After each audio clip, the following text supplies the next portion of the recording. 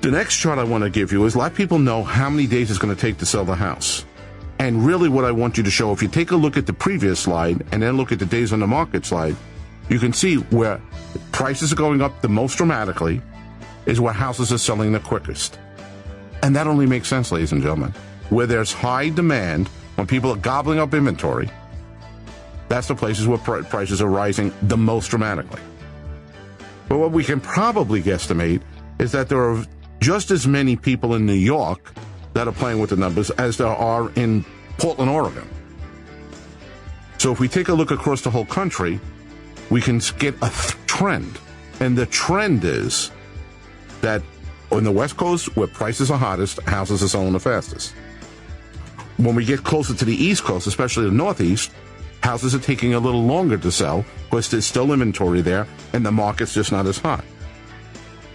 But even if we take a look at the U.S. average down at the bottom, it's 86 days. So some people are going to be, again, watching CNN News last night, hearing about, in some markets, houses are selling in 15 days, 15 hours. Let them understand that's not every market. Here is across the board. And you can isolate, these are the only cities that Zillow covers on this report. So I can't give you every single city, but it can give you a feel for what's taking place. Now let's go back to the FHFA, and instead of breaking it down by region, let's break down prices by state. The dark green means things are going really, really well. And what we can see here very easily is that in the vast majority of the country, things are going well. Normal appreciation is about 3.6% historically. So the dark green numbers are all the states that year over year have appreciation over historic numbers.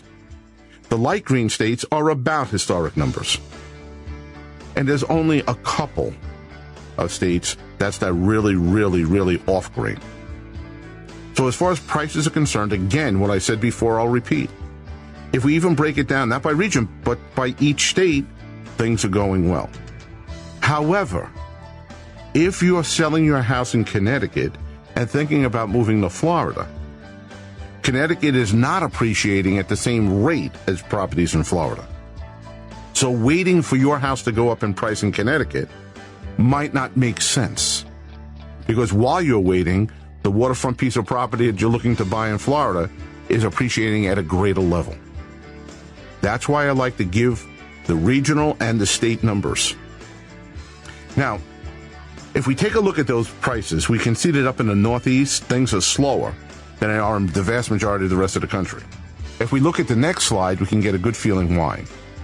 This is the month's supply of distressed properties in each individual state. What you want is your state to be green on this map. If it's that light orange color, well, that means you have a little bit of a challenge as far as distressed properties are concerned. You still have some distressed properties to clear out, like in Illinois, like in Nevada, like in Florida. But what you don't want to be on this map is red. And we can see that all the red states are really mashed into one little corner of the country. The reason that is, as we've discussed before, is there are judicial states and non-judicial states. A judicial state requires the bank to go through a complicated court procedure in order to foreclose on a property. Well, in those red states, they're all judicial states. The banks had to go to court in order to foreclose on the property. And in New York and New Jersey and Delaware and Maryland and Connecticut, what do we know? If one of those homeowners are brought to court, they're probably going with an attorney. And attorneys slow things down. So those states have more of a foreclosure inventory that they still have to get through compared to the rest of the states because their inventory came to the market much slower. So what does that do to pricing overall? Well, here's the Case-Shiller year-over-year's change in prices. And what we could see since the beginning of the year, prices really shot up.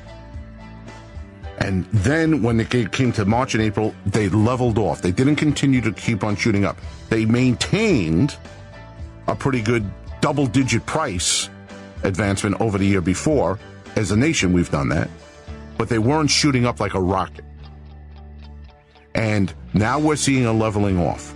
As a matter of fact, what we can see, ladies and gentlemen, is that Fitch Ratings on this visual, they took a look at every single state and said, Well, is the price growth sustainable? Can we continue double-digit appreciation, or whatever the appreciation was in that state? We can see that in some of the states that have experienced great appreciation, and New York and New Jersey, where they know there's extra inventory, they don't think that the current price increases are sustainable. You don't want to be dark blue on this map. That means that they think that the level of your price increases is going to start to wane. The medium blue represents the states where price appreciation is good. They're going to continue to maintain that same level of price appreciation.